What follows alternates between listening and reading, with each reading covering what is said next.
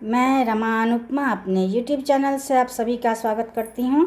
मैं अभी एक परीक्षण का गीत सुना रही हूँ। अच्छा लगे तो लाइक शेयर कमेंट करना ना भूलें। निंदिया के मातल दुल्हा झुकी झुकी जाई है, कहाँ गेली माए सुनैना परिचू जमाई है, कहाँ गेली माए सुनैना परिचू जमाई है। निंदिया के मातल दुल्हा झुकी झुकी जाई है, कहाँ गेली माए सुनैना परिचू जमाई है, कहाँ गेली माए सुनैना। कांच ही बाँस केरा डलबा बुनाई है, कांच ही बाँस केरा डलबा बुनाई है, चनना काजर लाए परिचू जमाई है, चनना काजर लाए परिचू जमाई है।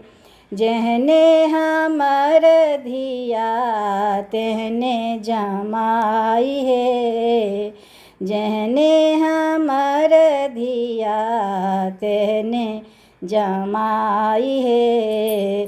दुल्हा के देखी देखी नैना जुराई है, दुल्हा के देखी देखी नैना जुराई है।